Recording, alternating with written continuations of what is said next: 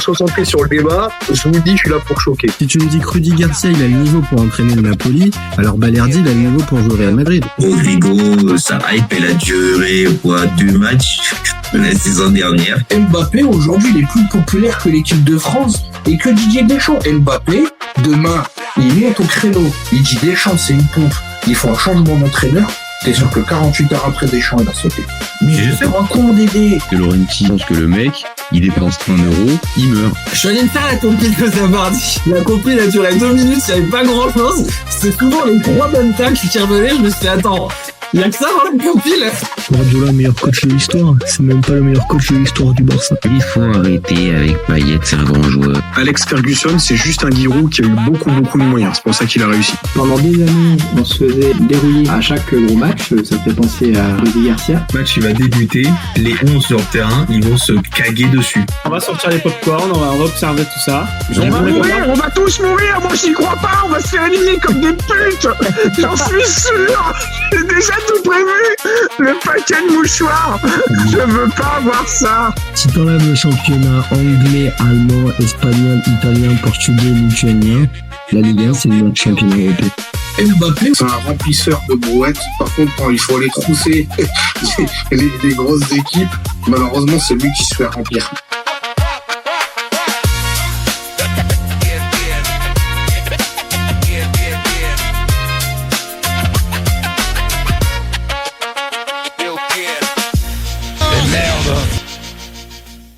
Salut à tous, super content de vous retrouver pour un nouveau débat du FC Copain Mondial 2026. Bon là les gars, on est sorti d'un match. Waouh, ça a pris du retard pour lancer le live. Je vous explique, est passé par tellement de scénarios en fait pendant ce match que pour préparer un débrief d'un match comme ça rapidement, je vous le dis, c'est compliqué. Mais les émotions. Alors après, tout n'était pas parfait, loin de là. Surtout côté argentin, on va en reparler. Mais ouais, c'est un scénario dingue, quoi. C'est un scénario dingue. J'ai pas envie de dire, il y a que le foot qui peut nous amener ça, mais on n'est pas loin. On n'est pas loin de ce genre de considération. Franchement, match ouf.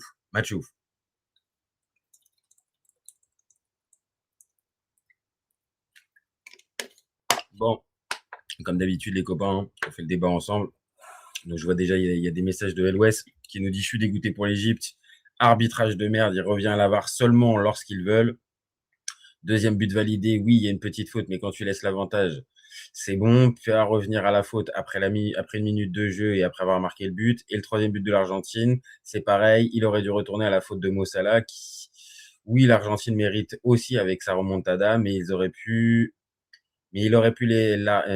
l'arbitre aurait pu laisser la prolongation 50-50. Bon, voilà, il y a déjà pas mal de messages, donc allez-y, faites comme LOS. On y va, on fait le débat ensemble. Comme je dis à chaque fois, c'est toujours plus agréable et plus sympa. Maintenant, si vous n'êtes pas là, c'est pas grave, je le ferai quand même pour vous et avec plaisir. Et si vous découvrez la chaîne, comme d'hab, enfin non, pas comme d'hab, j'arrête avec le comme d'hab. Si vous découvrez la chaîne, allez-y. On a besoin de soutien, on a besoin de commentaires, de likes, de partage, d'abonnements. Donc, allez-y. Un petit effort pour vous. Et pour nous, c'est énorme. Ça nous donne plus de visibilité. Voilà, les copains. Bon. Donc, l'Argentine bénie des dieux. L'Égypte en enfer. Je pense que on peut pas dire autre chose parce que les gars, pendant 75 minutes, on a vu un match, les copains. On a vu un match, On va pas se laisser avoir, je vous le dis tout de suite, dans ce débat, on va pas se laisser avoir tout de suite par ce score. Ok, le score, il est là. Il n'y a aucun problème là-dessus et on va en parler, on va pouvoir le décortiquer tant que vous voulez. Mais par contre, on va pas se laisser avoir juste par ce 3-2 brut. Et donc, oui, l'Argentine s'est qualifiée avec des occasions et un penalty raté. Ça pourrait être une vision. Je dis pas, je dis pas elle serait complètement fausse et erronée, mais elle serait tronquée. Et voilà, vous savez, perso, j'ai plus d'affection pour l'Argentine que pour l'Égypte, mais voilà, quand l'Égypte s'est retrouvée à 2-0 à la 67e avec le but de Zico, je vais pas vous mentir, j'ai beau avoir un maillot argentin chez moi, j'ai beau adorer et limite vénérer Diego Armando Maradona, ça change rien. Bah, franchement, l'Égypte à la 67 quand ils mènent 2-0, c'était largement mérité, il y avait rien à redire. Et même le penalty qu'il y a pu avoir, franchement, il y avait rien à redire. Donc pour moi, là, sans déconner, c'est vraiment, mais c'est plus que sorti, plus que tiré par les cheveux, hein, cette victoire, hein. Donc on va prendre comme d'habitude, hein, on propose les copains, on va commencer par la compo. Donc on en avait parlé en preview, on avait dit que c'était complètement anormal d'avoir deux doubles pivots. Donc c'est-à-dire deux paires de doubles pivots, hein. Je dis pas un double pivot, donc avec deux doubles pivots. McAllister, Paredes, De Paul, Enzo Fernandez. On avait pointé à ce moment-là le côté incohérent, en fait. Et de ne miser que sur une seule chose, Messi comme d'habitude, et donc comme seul changement, voilà, de repasser à donc 4 milieux de terrain au même profil, plus ou moins, et changer Lautaro Martinez pour Julián Alvarez. C'était ça le plan de Scaloni. Et vraiment, on est, je vais pas dire chez les fous, faut pas abuser, mais on est sur un truc où je sais pas comment il prépare les compos, mais il va falloir l'aider, hein. Il va falloir l'aider notre copain Lionel, hein, parce que là ça va pas, hein. Ça va pas. Il y a un problème, il y a un souci. Vincent Cardo qui nous dit bientôt un joueur pour aller aux toilettes, revenir sur le terrain et marquer. Arbitrage du n'importe quoi, il y a but, c'est la VAR sur une petite faute, mais la VAR c'est pas systématique. Non mais ça c'est sûr, hein, on va en parler, hein. On va parler de notre ami Le Texier, on va poser la question de son arbitrage, on va poser la question d'arbitrage de l'Argentine, même si vous savez ici on n'est pas en train de rentrer les trois quarts du temps sur les polémiques d'arbitrage parce que bon voilà, ça fait partie du jeu, on peut les commenter, hein. Mais les alimenter, non, c'est pas le cas. Maintenant, c'est vrai que là, ce soir, l'arbitrage, il pose question. En tout cas, il pose question. Il y a des trucs qui peuvent être apparentés à des dingueries, mais il pose question. Pour moi, c'est plus qu'il pose question. Voilà. C'est mon avis. Donc, on continue donc sur les compos que nous avait sorti Scaloni. Bon, moi, je vous le dis direct. Encore une fois, je l'avais dit en preview. Ça va pas coller. Ça va pas coller. Maintenant, j'avais pas pensé que l'Égypte allait produire ce type de match. Là, j'avoue, je pensais que on allait avoir le bloc bas. Ça, ouais, ça, je l'avais bien vu. Mais j'avais pas pensé que l'Égypte allait attaquer le match, pas de la manière négative. C'est-à-dire en se disant, OK, on n'a pas, on a déjà, on va dire, on est déjà arrivé au stade des huitièmes de finale, ce qui était un objectif peut-être au sein du groupe, mais je pense qu'au sein de la fédération, on avait communiqué sur on veut juste passer le premier tour. Là, ça va jusqu'en huitième, et donc il peut y avoir des compressions. Et je le dis à chaque fois, la décompression dans ce type de match à élimination directe, c'est pas bon signe. C'est pas bon signe. Et là, ils montrent dès le départ les Égyptiens qui sont pas juste là venus pour subir. Ils vont subir, mais il y a un plan. Et le plan est totalement respecté. On le dit, hein, il n'y a pas marmouche. Hein. Il n'y a pas marmouche au coup d'envoi. Hein. Donc c'est quand même je vais pas dire un signe fort, mais si, c'est quand même un signe fort de la part de Osama Hassan. C'est pas rien de te priver de marmouche et de partir avec une attaque juste avec Salah et Zico. Et on va en reparler de Hassan et Achour sur les côtés. C'est pas si évident que ça au début de la compétition. Hein. Pour se dire, pour sortir l'Argentine, je vais me passer de mon numéro 9. Parce que à Marmouche, on va être clair, c'est le numéro 9 de l'Égypte. Donc, il y avait un vrai pari de la part de Osama Hassan. Et ça a marché. Et c'est ça qui est fou. C'est que ça a marché, en fait. C'est que pendant les 10-15 premières minutes, on a vu qu'en fait, l'Égypte, elle baissait pas la tête, elle essayait. Puis, c'est logiquement, en fait. Sur un coup de pied arrêté, joué en deux temps, grosse présence dans la surface, centre, tête et ouverture du score. Je vais pas vous dire logique, mais à ce moment-là du match, franchement, vu ce que nous faisaient les Argentins depuis le début du match, honnêtement, c'était pas du tout déconnant que l'Égypte, qui était un peu plus entreprenante, elle ouvre le score. Donc déjà, rien que sur ça, on l'avait dit les copains, le 11, ça collait pas en fait. Ça collait pas. Ça collait pas du tout même. Ça collait pas du tout. Donc il va y avoir ce péno,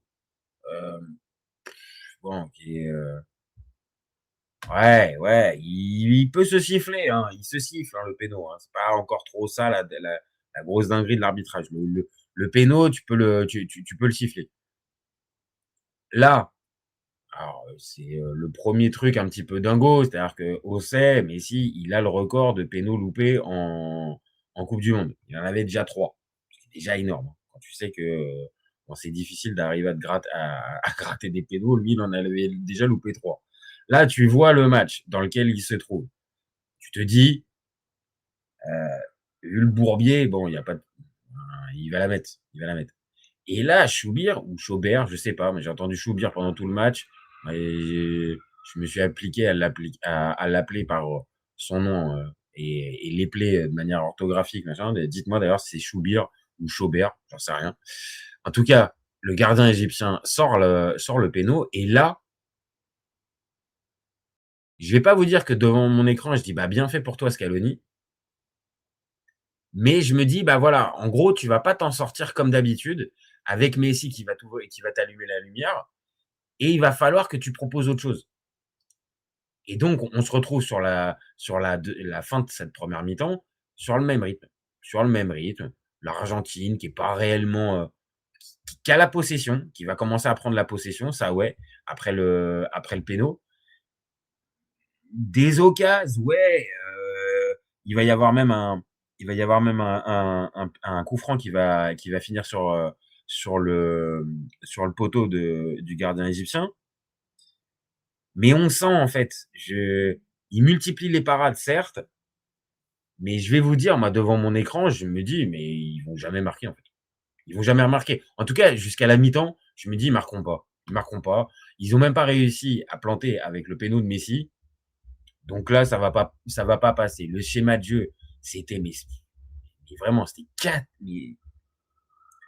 pas catastrophique au point de t'as rien proposé, mais vu que l'Égypte avait ouvert le score et donc a commencé logiquement à reculer, là je leur en veux pas parce qu'ils sont venus avec une vraie ambition, à la différence des catcheurs paraguayens qui venaient avec aucune ambition. Eux, ils sont venus avec une ambition, il y a eu quelque chose, un premier quart d'heure intéressant, tu marques sur un espèce de temps fort, même si c'est pas un gros temps fort, mais sur un coup de pied arrêté. Bon, ok, ça s'entend qu'après, à la 15e, bon, bah, tu recules, t'as le péno qui est arrêté par ton gardien, c'est normal, à mes yeux, quand t'es l'Égypte, de reculer à ce moment-là du match. Il y a une proposition au début, donc pour moi, ça enlève le côté destructeur du jeu. Ils sont venus avec aucune intention. Ils sont venus avec quelque chose. Et donc, quand t'es Osama Hassan, tu mènes à la pause fraîcheur. Parce que maintenant, faut dire ça. Tu mènes à la pause fraîcheur. Tu dis à tes gars, on tient. Pour l'instant, tactiquement, on les tient bien. Donc, on continue de la même manière. De toute façon, il n'y a pas à faire de changement tout de suite. C'est ce qui se passe. Pas de changement, évidemment. Lionel Scaloni, oh là là, faudrait surtout pas essayer de changer quelque chose alors que ça marche pas du tout, mais pas du tout. On est tous devant l'écran à se dire, mais pas possible, il va arrêter avec Paredes double pivot forever. Enfin, avec 4 doubles pivots. Enfin, je répète, hein, McAllister, Paredes, Enzo Fernandez, De Paul. Expliquez-moi où est la vitesse, où est la profondeur que tu vas pouvoir amener, en fait, et démerde-toi, Messi et Julian Alvarez. Parce que dans l'histoire, il y a aussi Julian Alvarez qui est important. C'est que, voilà, et pour moi, pour l'instant, on n'a toujours pas trouvé la bonne solution pour accompagner Messi, hein. Alors, ok, ça passe encore là, mais je suis pas convaincu par le pendant de Messi en attaque, par le numéro 9. Que ça soit Lautaro sur ses matchs, ou que ça soit par Julian Alvarez ce soir, je vous dis, dans le jeu, je suis pas convaincu, en fait. Je suis pas convaincu. Vraiment. Donc forcément, mon copain Scaloni, il va falloir on en parle, hein. Il va falloir qu'on en parle. Donc mi-temps, On en arrive à la mi-temps, bah, assez logiquement, hein. Donc pas d'égalisation, pas de mouvement véritablement intéressant. Ils sont, toujours aussi, pas amorphes, mais maladroits et c'est pas cohérent dans le jeu, en fait. Donc ils n'arrivent pas à faire de différence. Je me dis, moi, peut-être un peu bêtement, je me dis: «Bon, il va nous faire des remplacements à la mi-temps. Il va tenter des trucs». Mais non, mais non, pensez-vous les gars? Non, bah, non, non, non, ça sert à rien. Ça sert à rien de tenter des remplacements. Donc il continue de rester sur le même schéma tactique, donc le même, celui qui, pour l'instant, ne fait qu'aller dans le mur. Il continue, il y va, ça a l'air d'être bien pour lui à ce moment-là, Scaloni. Donc on y va, on continue dans cet état d'esprit-là et assez logiquement, hein, j'invente pas l'eau chaude, à ce moment-là, évidemment, bah, l'Argentine arrive pas à se montrer dangereuse. C'est toujours aussi brouillon, ça va pas et on se dit de plus en plus, l'Égypte là, c'est pas un petit, ça va pas être un hold-up qu'ils vont faire en fait. En fait, ça va être logique ce qu'ils vont réussir à nous pondre. En fait, ils vont réussir à le choper ils vont réussir à la choper la qualif. Vraiment, hein. Je vous dis, au fur et à mesure du match, plus on avançait, plus j'étais en train de me dire: «Bon, bah, OK, ça va être ça» et alors là, c'est là que notre ami, Essam Essam Hassan, je crois que c'est ça son nom, joueur d'Oviedo. Alors là les copains, je vous conseille, d'aller regarder ce qu'il fait sur le deuxième but. Alors ouais, alors oui, on va d'abord parler de ça, mais dire aussi qu'il y a un but avant qui est refusé et ça va être aussi un des points importants et Sam Hassan, on va en parler après. Ça va être important. Là, les gars, j'avoue, il y a but pour l'Égypte, sur une action super bien menée. Vraiment, hein. Modèle de contre-attaque, super bien joué. C'est conclu par Zico, donc ça fait 2-0 et là, moi, devant mon écran, je suis très honnête, et pourtant j'avais, en preview, dit que je voyais sans être convaincu, mais je voyais quand même, l'Argentine se qualifier. Là, devant mon écran, je me dis: «Bah, bien fait, franchement bien fait». Honnêtement, bien fait pour vous. L'autre, il fait toujours pas de changement, donc bah, vas-y, c'est bon. Je revérifie à quel moment il est marqué ce deuxième but, refusé. Il est à la 59e. 59e. Donc on est à l'heure de jeu et ouais, c'est Zico qui est, but annulé et quand je vois ça, je me dis: «Bah, bien fait» et là, checking VAR, revérification du but et c'est vrai, il faut être clair, hein, les copains. Moi, je peux entendre que vous soyez contre, l'arbitrage, ce type d'arbitrage. Moi, ça me correspond pas forcément, d'accord? Revenir à une faute qui a eu lieu plus de 30 secondes avant et qui est pas non plus, un attentat. C'est-à-dire que oui, il y a faute, faut être très clair. Lisandro Martinez se fait marcher sur le bout du pied, oui et c'est aussi pour ça qu'il perd le ballon. Maintenant, on n'est pas sur une erreur manifeste. Donc après, je ne sais pas si pour le checking goal, on est sur une erreur manifeste qu'on doit aller revérifier ou si c'est juste une faute. Parce que si c'est juste une faute, OK. Si c'est erreur manifeste, pour moi, il y a pas erreur manifeste. OK, il y a faute, mais si l'arbitre ne la voit pas, c'est pas une dinguerie. C'est pas une dinguerie, il y a pas eu de tac par derrière, fait. N'empêche que à ce moment-là, l'Argentine s'en sort extrêmement bien et vraiment extrêmement bien de pas se prendre le deuxième but. Il y a toujours un 0. Je me dis: «Scaloni, c'est bon. Ah, il a eu le top départ là, ça y est, c'est bon, il y va». Toujours pas, toujours pas. On passe l'heure de jeu donc, puisqu'on est à la 59e, et on arrive à la 66e. Voilà.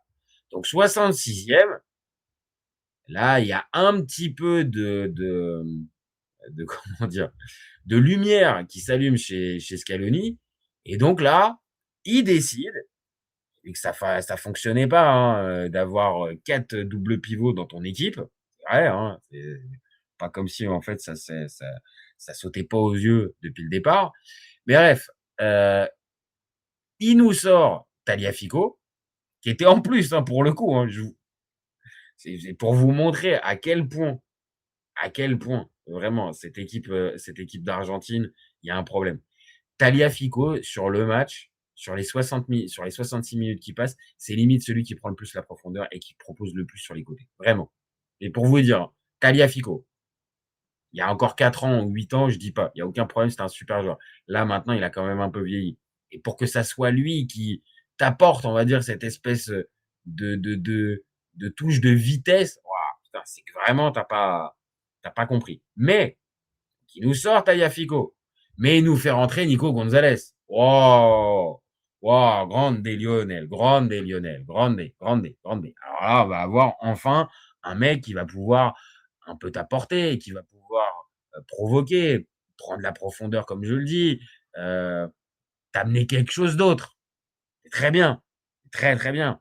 Donc, tu fais rentrer Nico Gonzalez et Lautaro Martinez à la place de Rodrigo de Paul. Ça y est, t'as eu enfin la vision, mon copain. Ça y est, t'as enfin compris qu'il fallait sortir un de tes 4 milieux de terrain. Bravo, mon Lionel. Alors, je dis pas forcément que Lautaro, c'était le profil qu'il fallait, mais en tout cas, il fallait quelque chose. Moi, je ne comprends pas pourquoi depuis le début de cette compétition, Nico Paz ne joue quasiment rien. Je comprends pas. Je comprends pas. On se tape Paredes, De Paul, mais en 2026, on souffle fort, mais on souffle très très fort quand on voit ça, quoi. C'est pas possible, en fait. Avec un effectif comme ça, tu peux pas continuer d'aligner 2 doubles pivots, Alexis McAllister, Enzo Fernandez, avec aligné dans la même équipe Rodrigo De Paul et Leandro Paredes. C'est pas possible. Je suis désolé, mais c'est pas possible. Ça ne tient pas, les gars. Enfin, t'as pas besoin d'avoir tes diplômes de tacticien, d'entraîneur mais je comprends pas. C'est un gars qui est champion du monde. C'est un gars qui a gagné 2 fois la Copa América. Je vous jure, ce gars-là est une énigme pour moi. Je n'arrive toujours pas à me dire que ce gars-là est un grand entraîneur. Alors que peut-être c'est le cas, hein. Peut-être c'est le cas. Mais pour moi, je vous le dis, Lionel Scaloni, j'ai vraiment l'impression qu'il maîtrise rien du tout et qu'il est au coaching avec, j'en sais rien, moi, l'inspiration divine qui lui est envoyée.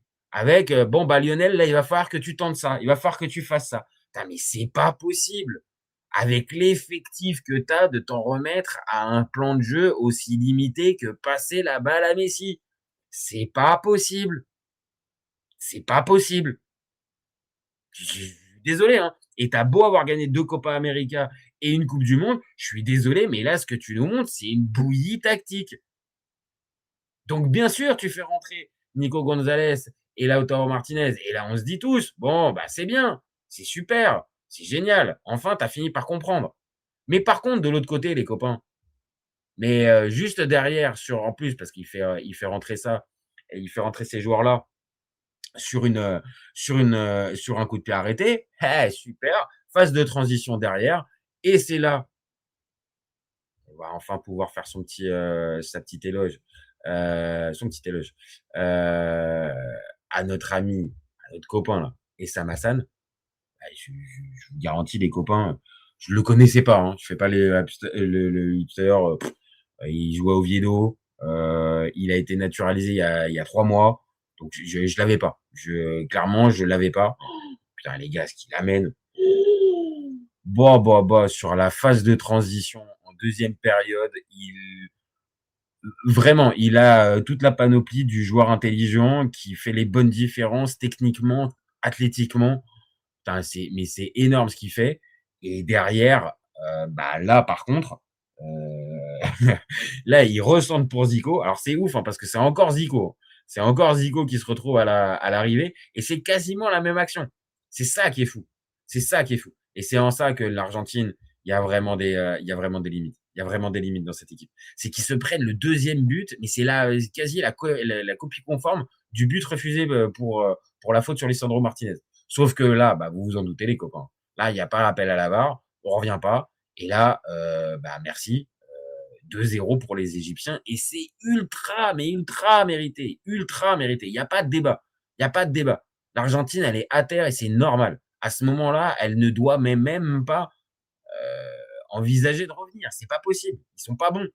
Ils sont pas bons. Ils sont dégueulasses. Sur le terrain, ça marche pas. Et notre ami Scaloni fait les changements à l'envers, trop tard. Il comprend pas la lecture de match. Il comprend pas le momentum. Donc, derrière, alors, il va nous sortir Molina. Tu vas te dire, bon, bah, il va retenter quelque chose. Non, penses-tu? Non. Il va juste tenter, il va mettre Montiel à la place. Du poste pour poste. Du poste pour poste. Alors attendez, parce que je pars un peu en envolée, mais il y a des messages. Viking Lolo qui nous dit: merci l'arbitre MDR, jamais ils doivent passer les Argentins, c'est truqué de ouf. Truqué, je sais pas, mais il y a quand même des épisodes. Je l'ai dit déjà, le but refusé, c'est très indulgent cette histoire. L'Ouest El Padrino nous dit: les vrais matchs de guerrier me manquent. Depuis l'arrivée de la VAR, on siffle le contact. On revient parfois 1 minute en arrière pour annuler un but magnifique à cause d'une faute minime. Le football perd de son intensité et de son émotion. Je suis assez d'accord avec toi, l'Ouest. Je suis d'accord. Moi, je l'ai dit en commençant sur le sujet. Je suis pas pour revenir, sauf si c'est dinguerie. Voilà, sauf si c'est dinguerie, l'arbitre a pas vu. Il y a un tac par derrière ou ce genre de truc. Ok, une erreur manifeste, d'accord. Là, le contact sur le pied de Lisandro Martinez, sans déconner, c'est faute. Factuellement, c'est faute. Mais sur plein de cas, j'ai pas l'impression qu'on revienne là-dessus. Hein. J'ai des buts en tête où pendant cette Coupe du Monde, hein, je parle pas il y a 10 ans, il y a 15 ans, non, je te parle dans cette Coupe du Monde où on n'a pas ça. Donc, forcément, quand on me parle de ces truqués, je peux pas dire là, maintenant, tout de suite, que ce match-là, l'arbitrage a été nickel. Et qu'il ne peut pas y avoir des suspicions à un moment donné, je sais pas si c'est de favoritisme, je vais pas jusqu'à corruption, mais de favoritisme, je peux pas décemment, moi, en tant que fan de foot et en ayant regardé le match, dire non, là, cette décision-là, elle est très claire, il n'y a pas de problème. Parce que justement, il y a plein de contacts similaires sur tout un tas de buts depuis le début de la Coupe du Monde qui n'ont pas été sifflés et sur lesquels on n'est pas revenu. Donc, pourquoi pour celui-là on revient et pas pour l'autre? C'est un peu la même chose que pourquoi on enlève le carton rouge à Balogun et pas aux autres. Typiquement à celui d'Olysée contre le Paraguay, alors qu'on voit bien que c'est une simulation et que l'arbitre est tombé dedans. Enfin, il y a des 2 poids 2 mesures qui peuvent entretenir ça. Maintenant, truquer, j'irai pas jusqu'à là parce que j'ai pas la preuve. J'ai pas la preuve. Donc, je pars généralement de ça. Soit on a une preuve et auquel cas, bah, pas de problème, on peut avancer dessus. Et là, les accusations, je peux, en tout cas, moi, les relayer et les soutenir. Par contre, si on n'a rien, on a que ce qu'on a vu là ce soir, oui, il y a des trucs suspects. Maintenant, aux autorités, aux instances de faire la lumière là-dessus. Maintenant, en le disant, je sais très bien que si c'est la FIFA qui fait la lumière dessus, bon, je pense qu'on s'est tous compris. Viking Lolo qui nous dit: pour l'Argentine, dès que ça tombe dans la surface, c'est penalty sans la VAR, mais dès qu'ils prennent un but, il faut la VAR pour justifier l'annulation du but. Lol. Ça rejoint ça. Je peux comprendre, hein, les copains. Moi, j'ai pas envie de focaliser que sur l'arbitrage, mais je comprends que là, ce soir, après la vue du match, forcément, la question de l'arbitrage, elle revient. Là, je peux pas. Ce serait mentir, en fait. Ça serait mentir que de vous dire non, bah ça va, c'est qu'un épiphénomène. Non, l'arbitrage n'a pas été très bon. Le Texier a essayé de tenir son match, mais voilà, à un moment donné, t'es rattrapé. T'es rattrapé aussi par la VAR. C'est pas que le Texier. Hein. Moi, je pense que c'est le Texier en soi. Son arbitrage n'est pas forcément bon, mais il n'est pas aidé par la VAR. Donc, reprenons un petit peu, parce que là, à ce moment-là, il y a encore 2-0.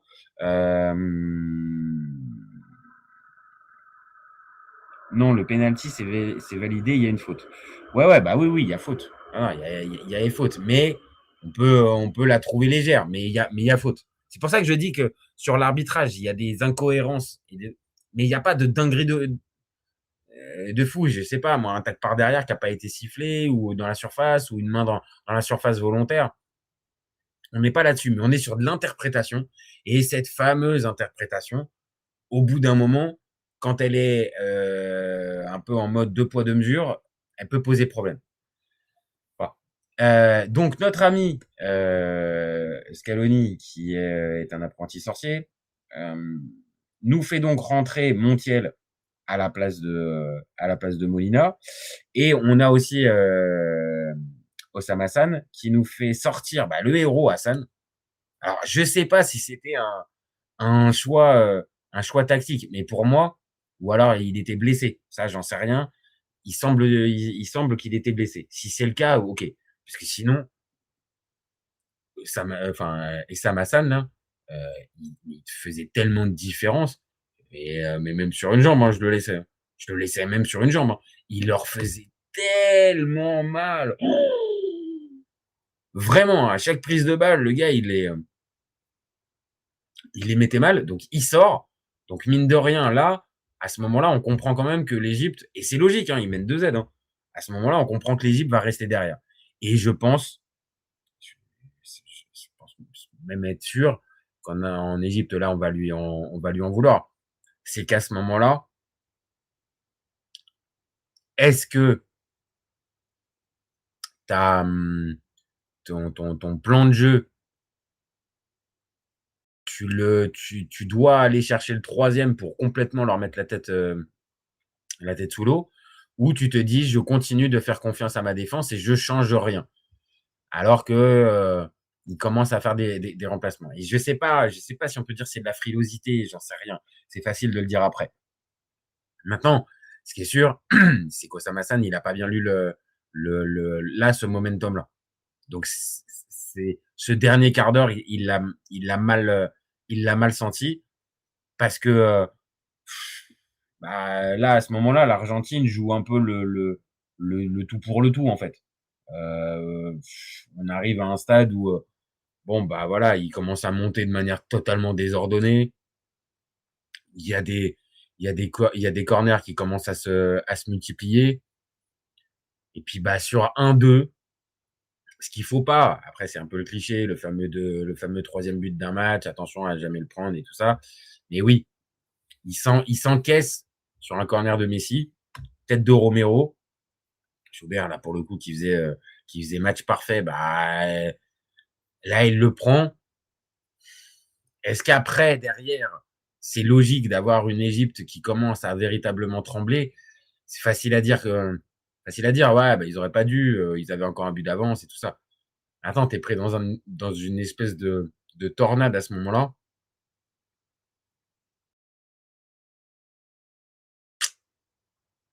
Cette tornade te met dans une, pas dans tes retranchements, parce qu'il reste encore 10 minutes.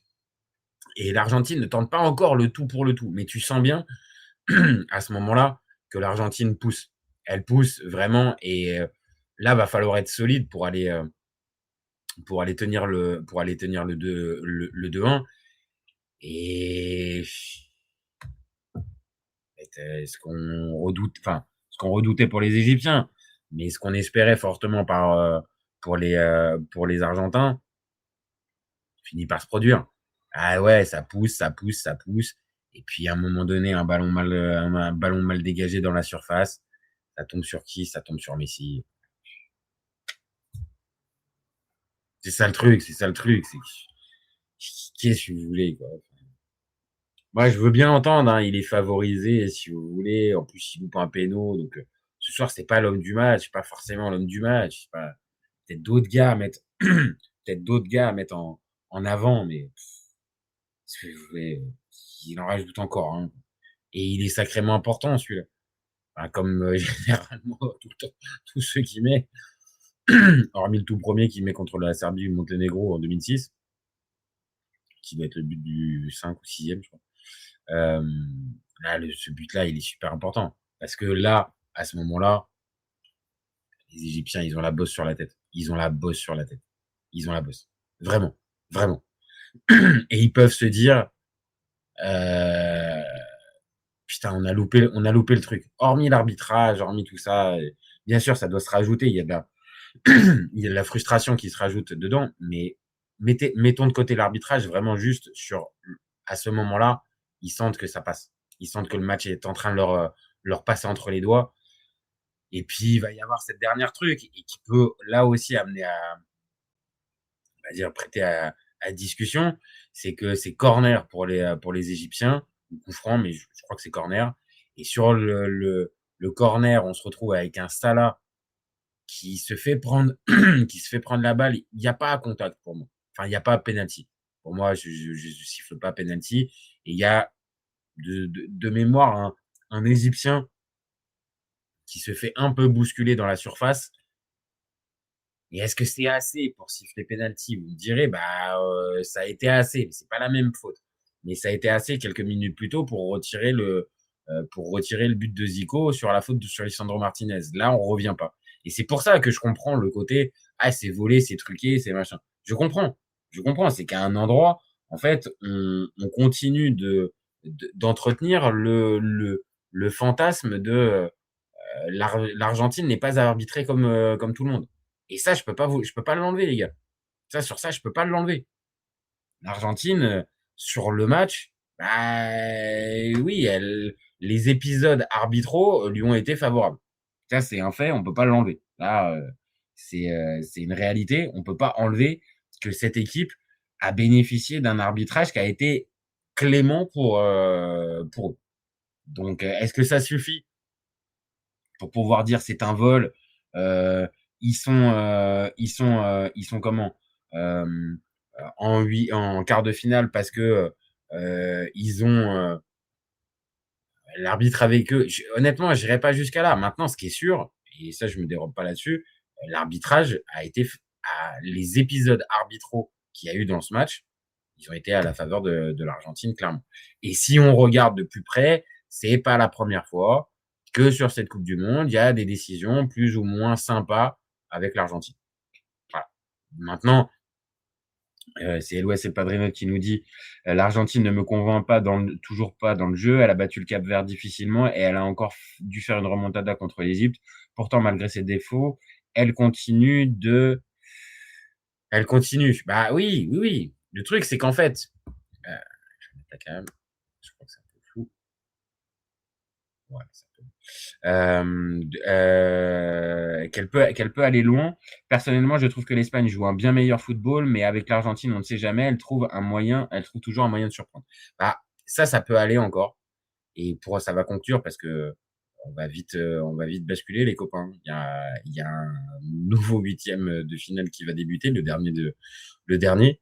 Donc on va bientôt conclure, mais c'est ça le truc qui va être un peu la conclusion de ce débat, c'est qu'en fait, l'Argentine ne maîtrise quasiment rien. Elle s'en remet à son meilleur joueur, ce qui peut s'entendre à plein d'endroits, mais ce plan de jeu, pour moi, est trop minimaliste. Ça peut passer contre le Cap-Vert ou l'Égypte. Ça peut. Et c'est même passé.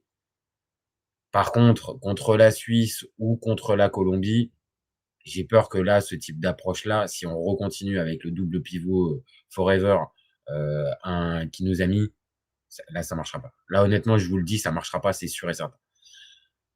Maintenant, pour gagner une Coupe du Monde, oui, c'est toujours mieux de monter en progression au fur et à mesure des matchs et d'avoir un style de jeu bien affirmé et ne pas être toujours dans l'affect et dans les émotions pour aller chercher les victoires parce que ça te coûte. À la fin, en termes de fatigue, pour moi, ça te coûte. Donc, à voir ce que va pouvoir faire cette Argentine sur la durée. Mais oui, très clairement, dans deux styles différents, Espagne et France affichent beaucoup plus de garanties. Beaucoup plus de garanties. Maintenant, je le dis, ils sont en quart de finale avec un quart de finale qui peut en plus être abordable pour eux. Hein. On n'est pas encore face à des monstres de la compétition. Hein. Suisse ou Colombie, ça reste encore à portée de fusil de l'Argentine. Hein. C'est encore possible. Donc, ils peuvent, en élevant leur niveau de jeu et en le haussant surtout, ils peuvent se retrouver dans le dernier carré. Et dans le dernier carré, peut-être que ça peut encore passer. Maintenant, sur les garanties apportées par cette équipe, non, franchement, c'est trop limite. Et je le répète, quand tu as un entraîneur qui semble déborder autant comme l'est Scaloni, pour moi, ça va forcément poser problème dès le prochain tour. Et si ça passe encore même le prochain tour, je pense que ça s'arrêtera si tu continues comme ça, Scaloni. Vraiment, Lionel, là, je sais pas, fais-toi un cours de tactique, j'en sais rien. appelle qui tu veux. Il y a des bons entraîneurs. Enfin, franchement, stop, quoi. Stop. Ça suffit. Cette, cette tactique d'épicier là, enfin, c'est même pas d'épicier. J'en sais rien ce que c'est. J'en sais rien. Mais on fait confiance aux gars parce qu'on y met les Corollets et que c'est des gars de caractère. Eh, stop, ça va. T'as l'Argentine, t'as un putain d'effectif. Je l'ai dit déjà, mais t'as un Nico Paz dans ton effectif que tu fais même pas jouer. Enfin, stop, quoi. Stop. Arrête tes doubles pivots partout. Il y a un Giuliano Simeone non plus qui joue pas et qui peut t'apporter aussi autre chose. Enfin, vraiment, il y a beaucoup d'autres euh, tactiques et options à tenter que de nous inventer encore un quadruple double pivot là. Stop, stop. Donc oui, l'Argentine finit en quart de finale en étant béni des dieux. C'est extrêmement dur pour l'Égypte qui est plongée en enfer alors qu'elle pouvait écrire la plus belle page de son histoire, en tout cas en Coupe du Monde. C'est très dur. L'arbitrage, je l'ai dit, pour moi, j'entends qu'on puisse être suspect dessus. J'irai pas jusqu'à dire que c'est truqué, mais pour moi, il y a des épisodes qui sont clairement à l'avantage de l'Argentine. Ça serait nier, la réalité que de dire ah non, l'arbitre a décidé. Voilà, les faits de jeu ont été plutôt positifs pour l'Argentine, là où l'Égypte, pour elle, il n'y a pas eu ça. Donc voilà. Toujours déçu de la part de cette Argentine. Maintenant, pour terminer, d'un point de vue plus global, les copains, si on doit mettre une note au match, franchement, j'ai mis 7,5, j'aurais même pu mettre 8 parce qu'avec la dramaturgie et la remontada à la fin, ça aurait pu mériter un 8. Mais 7,5 parce qu'il y a les petites polémiques d'arbitrage qui ajoutent un petit voile. Mais dans l'ensemble, c'est encore un huitième de finale à suspense, à sensation, et boudons pas notre plaisir hein, sur tous ces huitièmes de finale qu'on a pu avoir. On n'a quand même pas eu beaucoup de purges, hein, les copains. Parce que bon, Maroc-Canada, c'était pas ouf, mais c'était pas, je considère pas ça comme une purge. Et hier, États-Unis, Belgique, c'était pas une purge. Brésil, Norvège, tout sauf une purge. J'ai mis une croix sur les Argentins. Putain, c'est pas les Argentins, les copains, c'est les Égyptes. Égypte, Argentine, c'était tout sauf une purge. On peut m'expliquer que c'était un match tactique hier entre l'Espagne et le Portugal, mais c'est pas une purge. Bon, le Angleterre-Mexique, si vous me dites que c'est une purge, là, franchement, je m'inquiète pour vos capacités d'analyse de foot. Et après, le France-Paraguay, je pourrais l'entendre. Mais ça, c'est de la faute des catcheurs paraguayens. Ça, l'équipe de France, c'est pour rien. Donc, ça, c'est à la limite, c'est normal. Et puis, tout dernier point, on en a finalement peu parlé, mais bon, il reprend encore un petit but. Hein.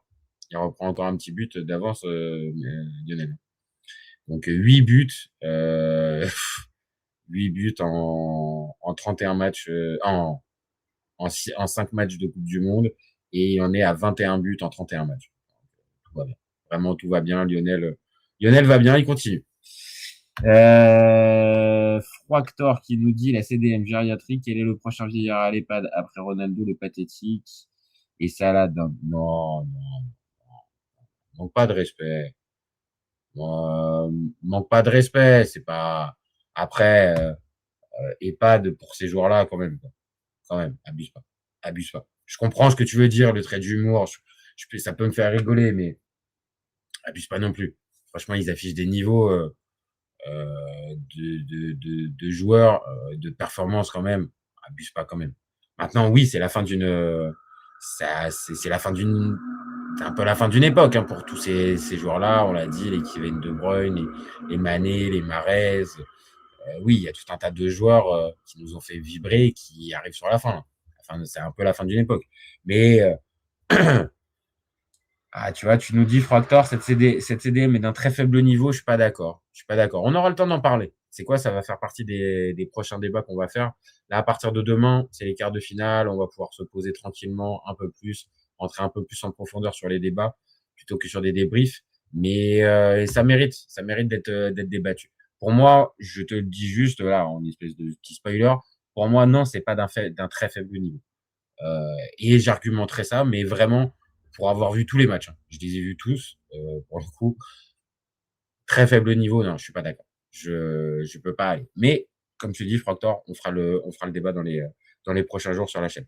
Et tu seras, bien évidemment, ton avis super intéressant et tu pourras nous donner des billes. Bon les copains, on va s'arrêter là. Parce qu'il y a un Colombie-Suisse qui a démarré. Donc, ça serait bien quand même que je puisse me mettre devant pour faire un vrai débrief tout à l'heure vers les coups de minuit et demi, 1 heure. Donc, merci à tous d'avoir participé. Merci à Elwes El Padrinote. Merci à toi, Froitor, qui nous a envoyé des messages. Merci à Viking Lolo aussi. À Vincent Cardo. Merci à tous d'avoir participé. Donc, le live dispo en replay dans quelques minutes sur la chaîne. N'hésitez pas à commenter, liker, partager, même après publication. On répond aux meilleurs commentaires. Si vous avez découvert la chaîne, allez-y, abonnez-vous. On a besoin de ça pour grandir et continuer d'avoir un peu plus de force et de visibilité. Et puis, si vous êtes abonné, vous savez ce que je vais vous dire. Vous gardez en tête qu'OFC Copain, on est ouvert toute l'année et encore plus pendant le Mondial 2026. Ciao, ciao les copains. Ciao, ciao.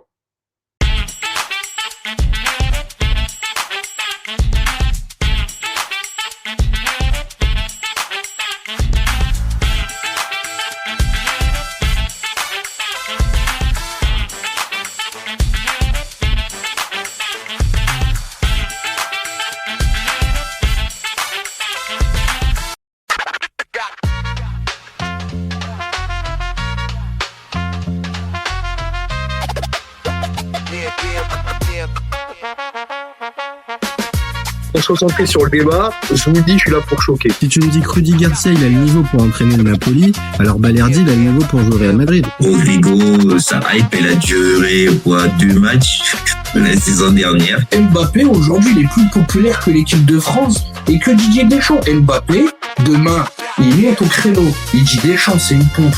Il faut un changement d'entraîneur. T'es sûr que 48 heures après Deschamps, il a sauté. Mais je sais pas con Dédé. Que Laurenti pense que le mec, il dépense 1 euro, il meurt. Je suis allé me faire la compile de Zabardi. La compile a duré 2 minutes, il n'y avait pas grand chose. C'était souvent les 3 bonnes tacles qui revenaient. Je me suis dit, attends, il y a que ça dans la compile. Guardiola, meilleur coach de l'histoire. C'est même pas le meilleur coach de l'histoire du Barça. Il faut arrêter avec Payet, c'est un grand joueur. Alex Ferguson, c'est juste un Giroud qui a eu beaucoup de moyens. C'est pour ça qu'il a réussi. Pendant des années, on se faisait dérouiller à chaque gros match. Ça fait penser à Rudy Garcia. Le match, il va débuter. Les 11 sur le terrain, ils vont se caguer dessus. On va sortir les popcorn, on va observer tout ça. On va mourir, on va tous mourir. Moi, j'y crois pas. On va se faire éliminer comme des putes. J'en suis sûr. J'ai déjà tout prévu. Le paquet de mouchoirs. Je veux pas avoir ça. Si t'enlèves le championnat anglais, allemand, espagnol, italien, portugais, lituanien, la Ligue 1, c'est le meilleur championnat européen. Mbappé, c'est un remplisseur de brouettes. Par contre, quand il faut aller trousser les grosses équipes, malheureusement, c'est lui qui se fait remplir.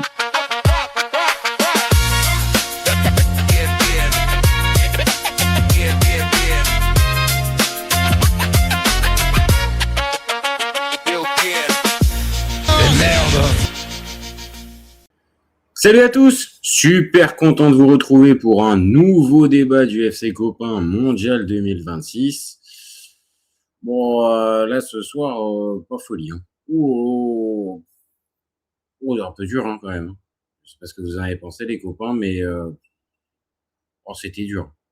C'était pas folie. Vraiment, c'était pas dingo ce qu'on s'est récupéré ce soir. Le match de 18h était franchement avec alors aussi du suspense, mais il s'est passé plus de choses, beaucoup plus de choses. Là, on a eu un 0-0 assez triste, j'ai envie de dire les copains, assez terne même limite. Ouais, déçu. Après, il fallait bien trouver un vainqueur, hein. Mais un peu à l'image du Australie-Égypte du 16e de finale. C'était pas éclate total. Sauf si t'es colombien ou enfin, si t'es suisse, là, ce soir, ça éclate. Mais alors, si t'es pas suisse, pas se mentir, les copains, c'est quand même un peu ennuyé ce soir. Hein. Donc, bon. Comme d'habitude, les copains, on y va, on fait le débat ensemble, hein, vous n'hésitez pas, vous commentez, vous likez, vous partagez, allez-y, on y va. N'hésitez pas non plus à vous abonner si vous découvrez la chaîne. Voilà, c'est toujours plus sympa.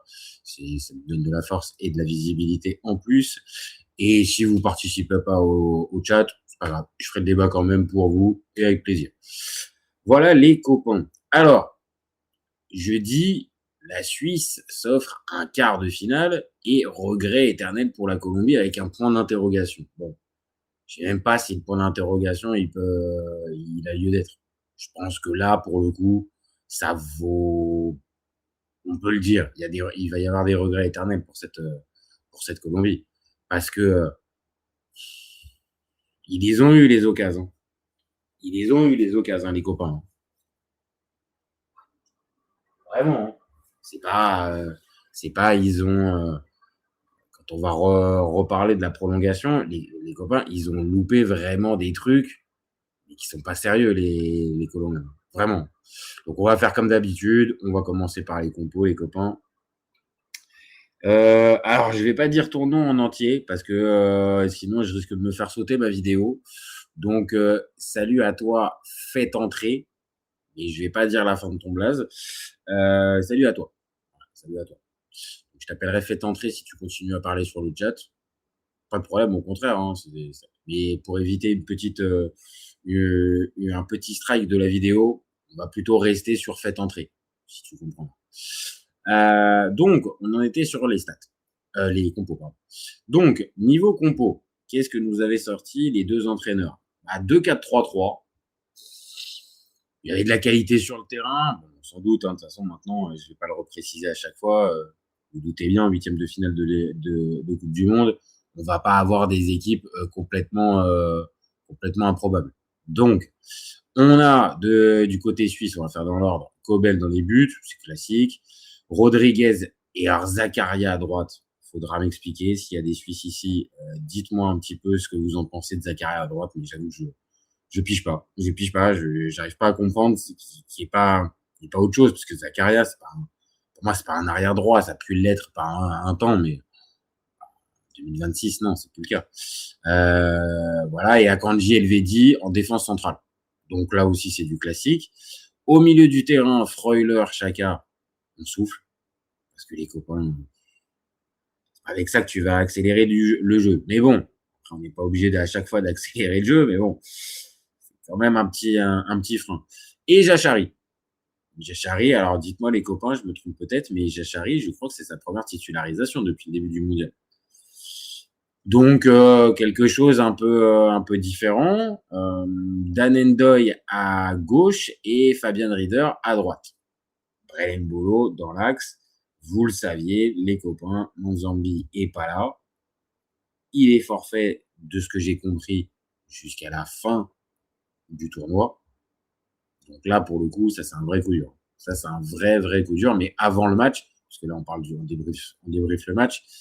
On le savait un peu dans le début de la journée. Moi, je l'ai appris dans le début de journée, donc ça devait faire quelques heures déjà que ça circulait. Monzambi en moins.